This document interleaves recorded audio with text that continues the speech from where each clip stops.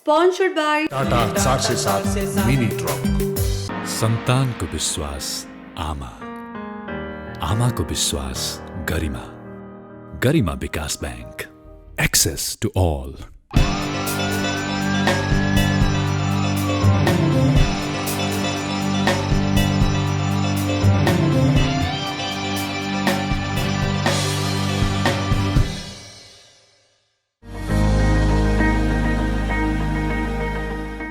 दर्शकवृन्द नमस्कार। युद्ध कोरोना विरुद्धको यो विशेष श्रृङ्खलामा यहाँलाई हार्दिक स्वागत गर्दछु। दर्शकवृन्द, विश्वव्यापी रूपमा देखिएको कोरोना संक्रमण र नेपालमा पनि कोरोना संक्रमण देखिएसँगै भएको लकडाउन र त्यसपछिका प्रभावका विषयमा हामीले युद्ध कोरोना विरुद्धको यो विशेष श्रृङ्खलामा छलफल गर्दै आइरहेका छौँ। आज हामी 44औं श्रृङ्खलामा छौँ र आज विशेष दिन पनि परेको छ। दिनको आज स्थापना दिवस पनि हो, 40औं स्थापना दिवस हो र सँगसँगै आज प्राविधिक दिवस पनि हो। यो सन्दर्भमा आज हामीले दिनका पदाधिकारीहरूसँग हामी छलफल गर्न खोजिरहेका छौँ। विशेष गरी अहिलेको अवस्था जुन यो कोभिड-19 को प्रभाव सबै क्षेत्रमा परेको छ र यो प्रभावका बीच पनि केही जटिलताहरू छन्, केही अवसरहरू पनि छन्, केही राम्रा पक्षहरू पनि छन्।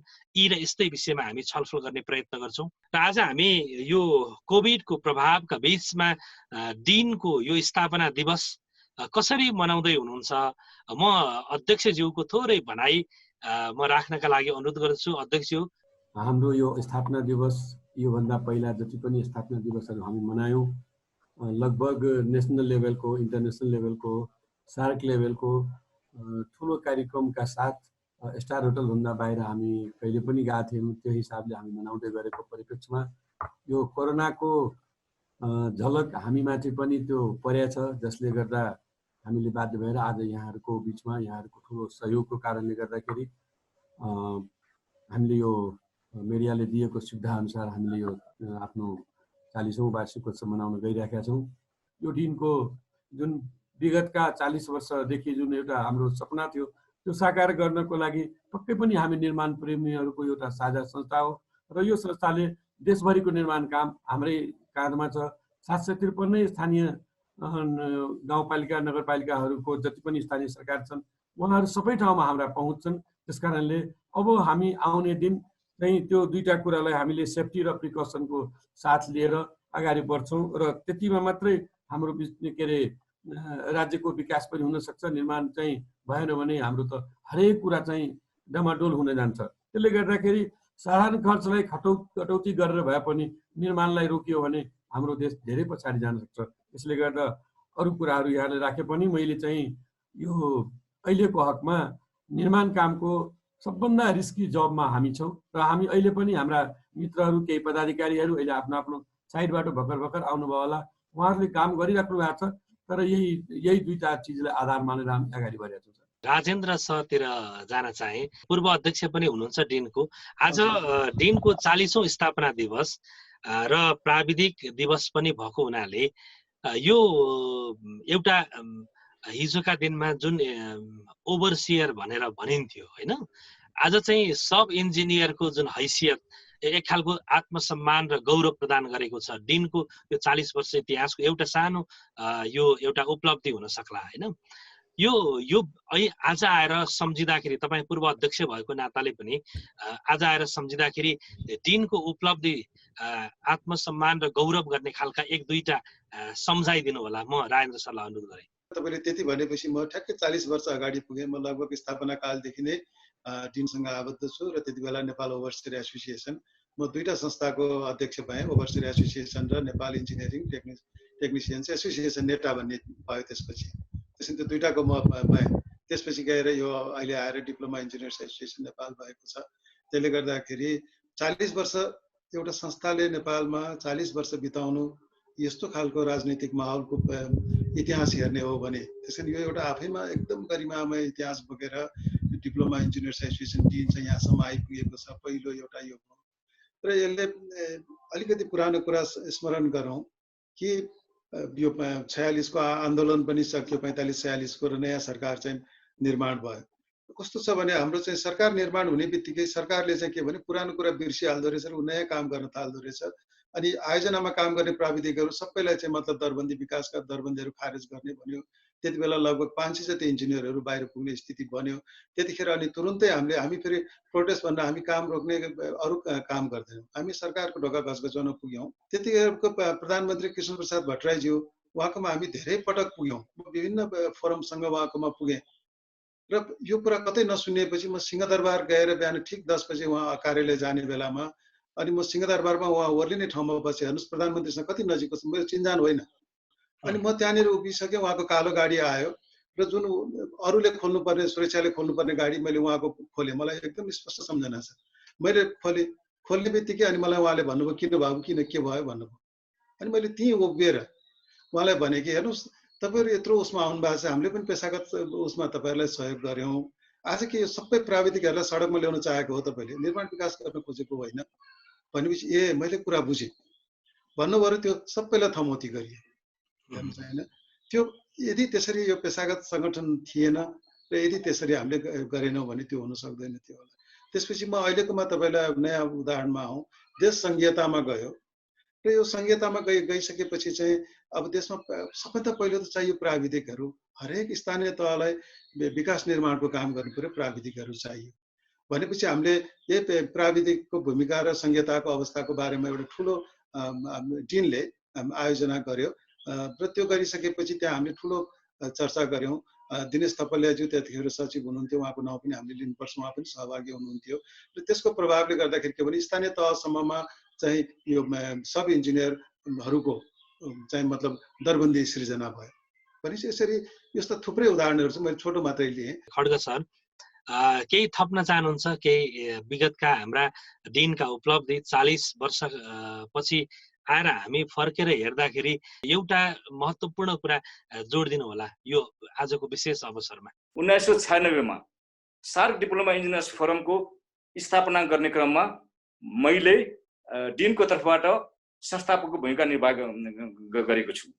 त्यसैले अहिले दोस्रो कन्भेन्सनमा सार्क डिप्लोमा इन्जिनियर्स फोरमको दोस्रो कन्भेन्सनमा नेपालले चेयरम्यानसिप गर्ने मौका पाएको थियो र अहिले आएर 7औं जुन कन्भेन्सन भयो त्यो कन्भेन्सनमा हालका अध्यक्ष कामसेप राज सिंहले यसको अध्यक्षता गरिरहनु भएको छ।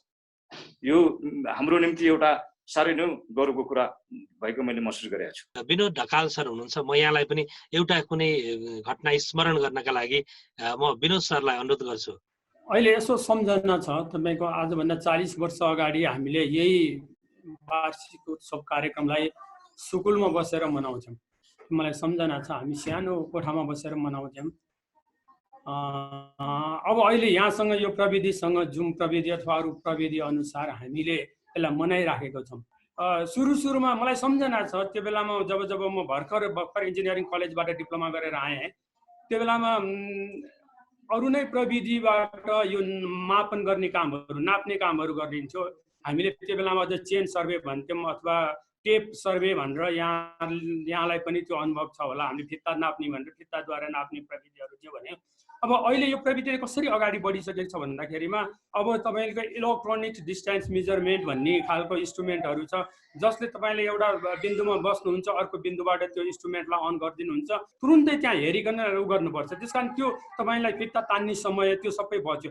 अब एउटा चिज आइसकेको हुन्छ, त्यो आउनु नपाएको अर्को चिज आइसकेको हुन्छ। यो प्रविधिसँग हामीले आफूलाई इन्ट्याक्ट गर्न सकेनौँ अथवा यसलाई निरन्तरता रूपमा हामीलाई सिक्न सकेनौँ, ज्ञान हासिल गर्न सकेनौँ भने हाम्रो सिपमा हामी पछाडि पर्छौँ। हाम्रो सिपमा पछाडि पर्नुको मतलब के भयो भन्दाखेरिमा विकास निर्माणको कार्यलाई केही समय पछाडि पर्छ।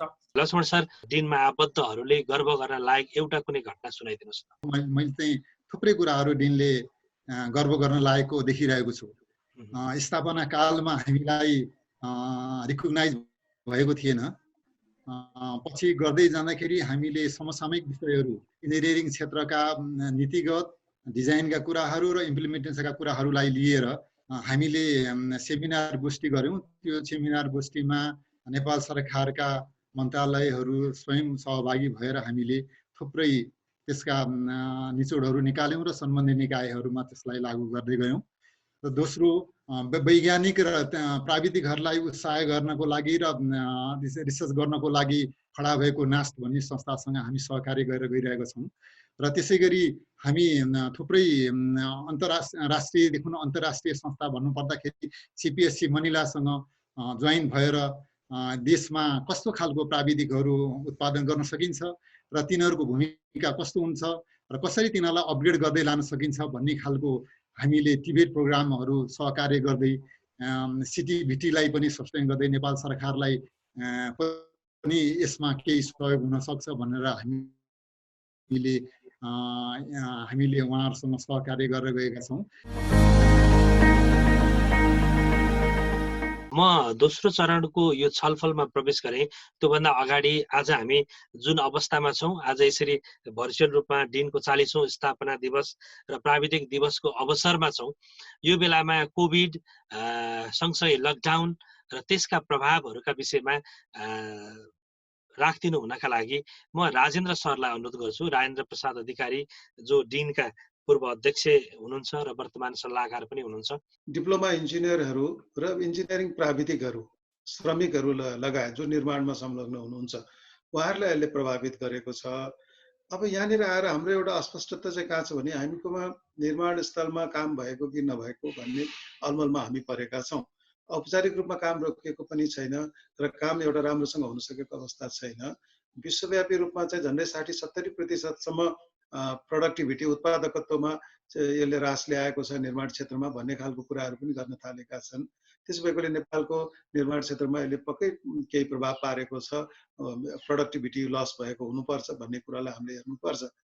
त्यसपछि यसले के असर गर्यो त भन्दाखेरि चाहिँ सप्लाई चेन भनेको सामग्रीहरू कहाँबाट ल्याउने, त्यो ल्याउने र निर्माण स्थलसम्म पुर्याउने, त्यहाँ खपत हुने जुन हो त्यो श्रृङ्खला, आपूर्तिको श्रृङ्खलालाई यसले सबभन्दा बढी असर गर्यो।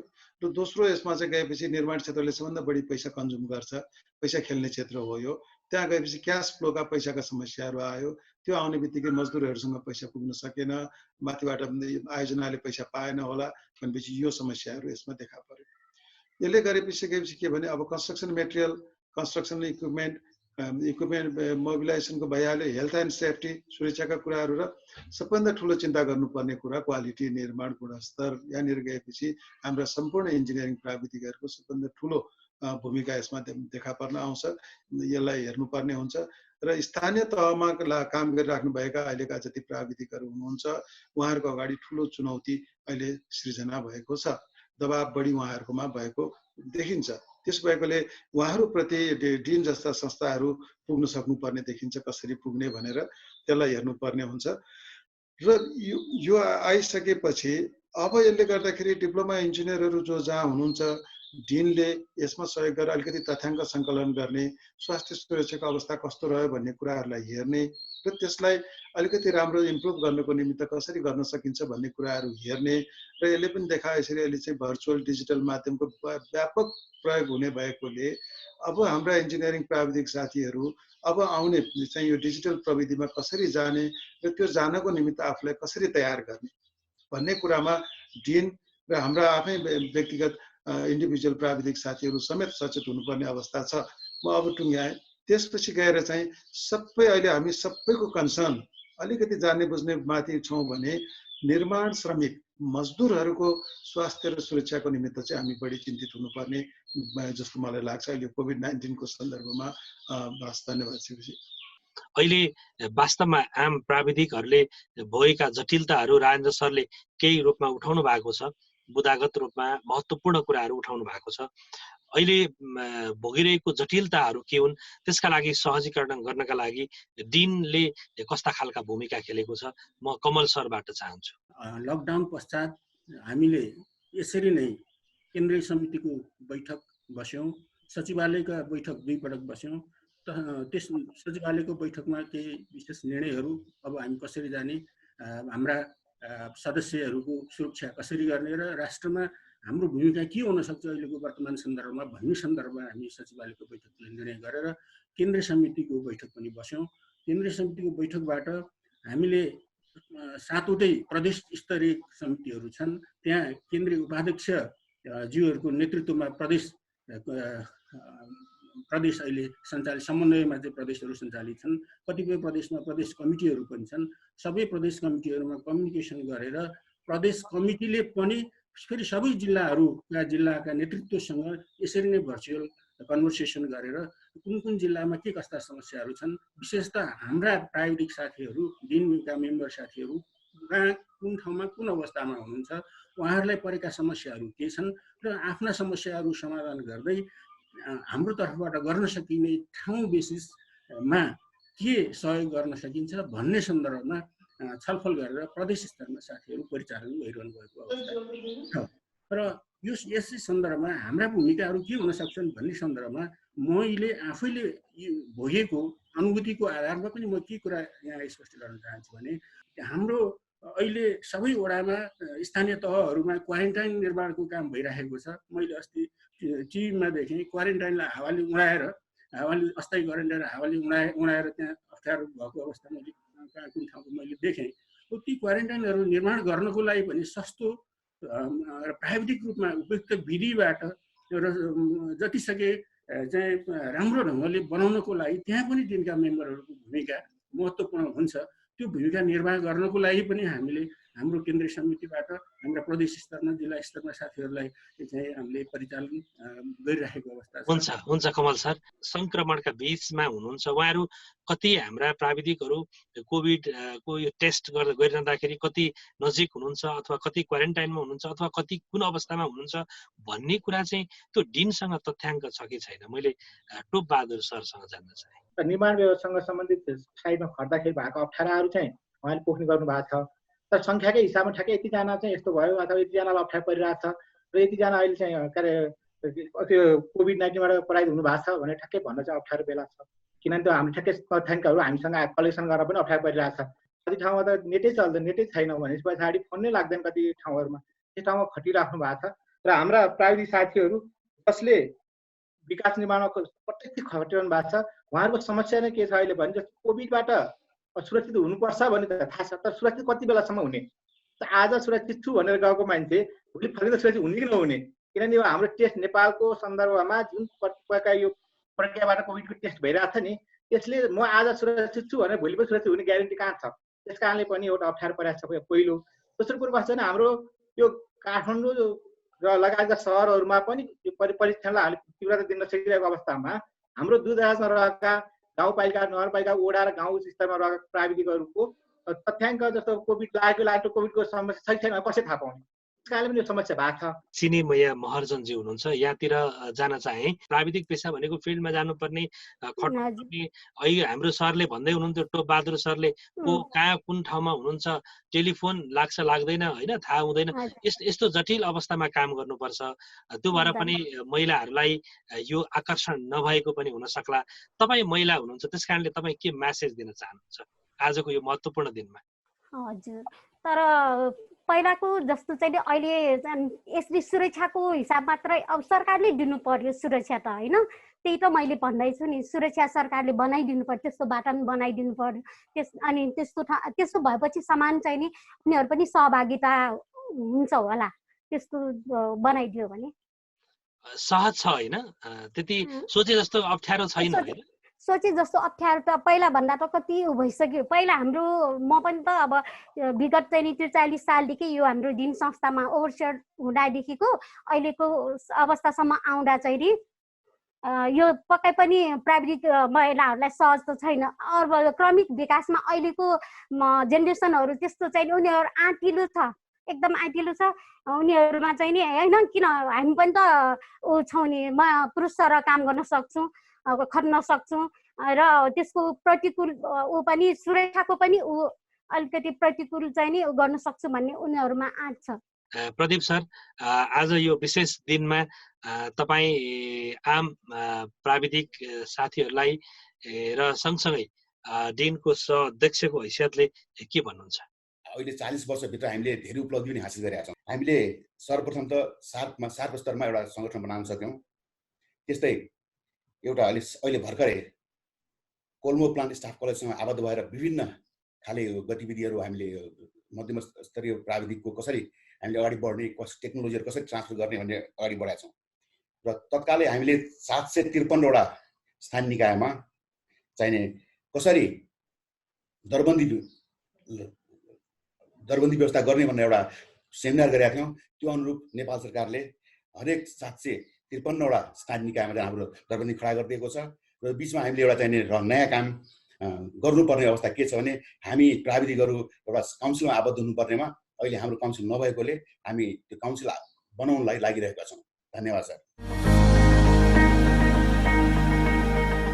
म अन्तिम चरणमा छु। 30 लाख भन्दा बढी डिप्लोमा इन्जिनियर्सहरूको संस्था उहाँहरूका हितका लागि लाग्ने र त्यसका लागि एउटा संयन्त्र तयार गर्नका लागि महत्त्वपूर्ण भूमिका खेल्ने एउटा यो संस्थाको अबको बाटो, यो कोभिड पछिको अबको बाटो कस्तो हुनुपर्छ? राजेन्द्र सरबाट म सुरु गरेँ। हाम्रो निमित्त उपयुक्त प्रविधि के हो, कुन प्रविधिलाई हामीले लिन सक्छौँ र यसलाई हाम्रो सार्क रिजनमा चाहिने गरिकन हामीले चाहिँ एक अर्काको अनुभवहरू, एक अर्काले तयार गरेका तालिमका सामग्रीहरू कसरी लैजान सक्छौँ र यो लैजाने क्रममा पनि हामीले अब एउटा भर्चुअल लान सक्छौँ। एउटा चाहिँ डेमोन्स्ट्रेट गर्ने, अर्को चाहिँ साइटमै लगेर पनि कुनै कुनै काम गर्नुपर्ने हुनसक्छ। त्यसो भने यो कुराहरू छुट्याउन थाल्नु पर्यो कि अब के चाहिँ हामीले यहाँ गर्ने, कुन नेपालको सन्दर्भमा गर्ने, कुन सार्कको सन्दर्भमा गर्ने। तर एउटै कुरामा तपाईँले भन्नुहुन्छ भने के भने अब गर्ने जुन यान्त्रिकीकरण अटोमेसन हो र यो डिजिटल चाहिँ जुन अहिलेको प्रविधि हो, यो प्रविधिलाई निर्माण क्षेत्रमा कसरी कति भित्र्याउने, यो भित्रिँदाखेरि काम गर्न सक्ने गरिकन हाम्रो भएका मजदुरदेखि श्रमिकदेखि माथिसम्मकालाई कसरी तयार गर्ने, यो विषय चाहिँ च्यालेन्जिङ छ।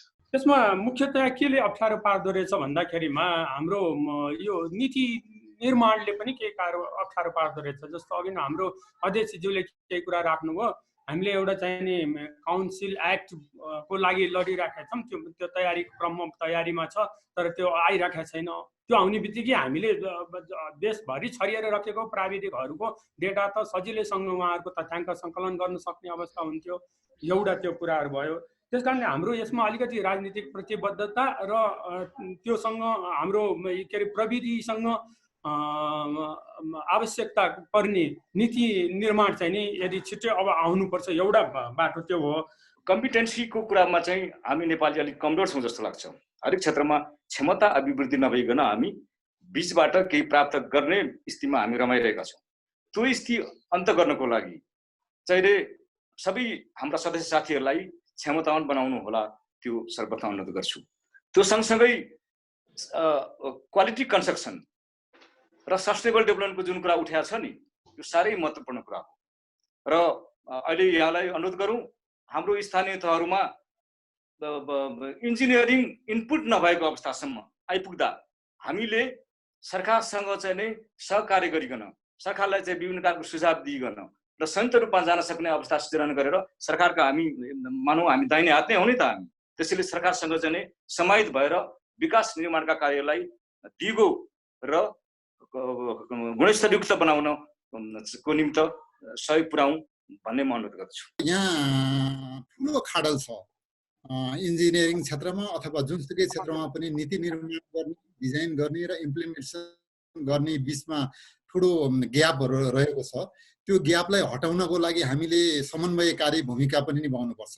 असार लागेपछि बजेट निकासा गरिदिएर असार भित्रीमा काम सम्पन्न गर्ने त्यस्तो खालको परिपाटीलाई अन्त्य गर्नलाई प्राविधिकहरूले पनि यी कामहरू गर्नलाई न्यूनतम रूपमा यति समय लाग्छ, गुणस्तरीय भनेको यो हो भन्ने खालको कुरा चाहिँ सम्बन्धित स्टेक होल्डरहरूलाई पनि जानकारी गराउनु पनि हाम्रो दायित्व हो। म प्राविधिक साथीहरूलाई यही भन्न चाहन्छु कि यो समय सापेक्ष आफ्नो सिप विकास गर्नुपर्छ। फिल्डमा खटिने प्राविधिक साथीहरूलाई आफ्नो जोखिममा आफूलाई धेरै जोखिमबाट मुक्त पार्दै आफूलाई चाहिँ उच्च मनोबल राखेर काम गर्नुहोस्। तपाईँ हामी भनेका जुन हामी प्राविधिक साथीहरू छौँ, हामी बिना वास्तवमा देशको विकास सम्भव छैन। त्यो विकास सम्भव पार्नको लागि पनि तपाईँ खट्नुपर्ने नै छ, देशलाई खट्नुपर्ने छ। र त्यो गर्दै गर्दा आफ्नो सुरक्षा त्यो ठाउँका जस्तो यो काम गर्ने कामदारको सुरक्षाको पनि हामीले ख्याल गरौँ र हाम्रो निर्माण व्यवसायिक साथीहरूलाई पनि हामीले यो कुरा अवगत गराउँ। सुझाव दिनुभएको छ, उहाँहरूकै सुझाव सल्लाह अनुसार हामी अगाडि बढ्नेछौँ। हामी अवश्य पनि माथिल्लो लेभलमा या डिजाइनर लेभलमा या त नीति निर्माण लेभलमा त्यो कुरा पुर्याउँछौँ। अब अहिले हामी सबभन्दा पहिले के हाम्रो लक्ष्य के हुन्छ भने हामी फिल्डमा काम गर्नेहरू इन्जिनियरिङ इथिक्समा रहेर काम गर्नुपर्नेछ। देशलाई चाहिएको इन्जिनियरिङ इथिक्समा रहेर काम गर्नुपर्छ। निर्माण व्यवसायले पनि त्यो हामीले सिकाउनु पर्ने हुन्छ। इथिक्समा क्वालिटी क्वान्टिटीमा इथिक्समा रहेर काम गर्नुपर्छ। हाम्रो कमिटमेन्ट छोटकरीमा भन्नुपर्दा उहाँहरूबाट आएका सुझावहरू सबै हामीले टिपोट गरेका छौँ। हाम्रो काम गर्ने शैली परिवर्तन गर्नुपर्ने छ। फरक शैली भनेको प्रविधिको प्रयोग हो। प्रविधिको प्रयोगबाट मुख्यतः हामी सबै हाम्रा सदस्य साथीहरूमा निरन्तर रूपमा पुग्ने, उहाँहरूको समस्याहरू पहिचान गर्ने र ती समस्या समाधान गर्नलाई प्रयत्न गर्ने र हाम्रा सदस्य साथीहरूले सुरक्षित रहँदै हौसला प्रदान गर्ने काम गर्नको लागि चाहिँ अहिले महत्त्वपूर्ण काम हो भन्ने लाग्छ। चुनौतीहरू थपिएका छन्। ती चुनौतीलाई अझ पनि अवसरमा परिवर्तन गर्दै दिनलाई अगाडि बढाउने कुरामा हामी छलफल गर्नेछौँ। केन्द्रीय समितिको बैठकमा पुनः हामी सचिवालय केन्द्रीय समितिको बैठकमा बसेर छलफल गरेर संस्थागत विकासमा अगाडि बढ्नको लागि चाहिँ बढ्नेछौँ भन्ने कुराको प्रतिबद्धता व्यक्त गर्न चाहन्छु। हस् कमल सर, म अन्तिममा छु। अध्यक्ष हुनुहुन्छ। धेरै कुराहरू हामीले गऱ्यौँ आज। डिनको 40औं स्थापना दिवस तथा प्राविधिक दिवसका अवसरमा प्राविधिक क्षेत्रका मूर्धन्य व्यक्तित्वहरू जो पूर्व अध्यक्ष पनि हुनुहुन्छ र वर्तमान सल्लाहकारहरू पनि हुनुहुन्छ डिनको, उहाँहरूका महत्त्वपूर्ण विचारहरू पनि सुन्यौँ। तमाम डिप्लोमा इन्जिनियरको साथीहरूको देशभरिको एउटा आकाङ्क्षा बोकेका यो केन्द्रीय कमिटी हो र सबैको तर्फबाट यहाँहरूलाई र सँगसँगै सार्क डिप्लोमा इन्जिनियर्स फोरमको तर्फबाट पनि म बधाई दिन चाहन्छु। हाम्रो यो आज त धेरै खुसियालीको दिन थियो, तर दुर्भाग्यवश आज यहाँलाई म एक कप चिया पनि खुवाउने अवस्थामा छैन। त्यो परिधिले गर्दा पनि जुन किसिमले एउटा खुसियाली हुनुपर्थ्यो त्यो नभए पनि हामीले परिस्थितिलाई चाहिँ सामनेमा राखेर पक्कै पनि अगाडि बढ्छौँ र आगामी दिनमा हाम्रा अग्रजहरूले र हाम्रा जिम्मेवार साथीहरूले जुन एउटा दिनुभएको छ त्यो मापदण्डलाई अगाडि राखेर पक्कै पनि हामी आफ्ना देश निर्माणमा पक्कै अगाडि बढ्छौँ। राज्यले पनि अब यो कोरोना को जुन अहिले 19 को बिचमा रहेर पनि हामी पक्कै पनि आफ्ना विकास निर्माणका कामहरू, हाम्रा साथीहरूको हकितका कुराहरू गर्छ। यो आजको महत्त्वपूर्ण समय दिनुभयो र छलफलमा सहभागी हुनुभयो र यो भर्चुअली सेलिब्रेट गर्ने खालको अवस्था बन्यो। यसका लागि यहाँहरू सबैलाई धेरै धेरै धन्यवाद। हामी भोलि अर्को विषय र अरू व्यक्तित्वहरूका साथ उपस्थित हुन्छौँ। तबसम्मका लागि आजका हाम्रा सबै अतिथि सँगै म सञ्चालक शिव अधिकारी पनि आज्ञा माग्छु। नमस्ते।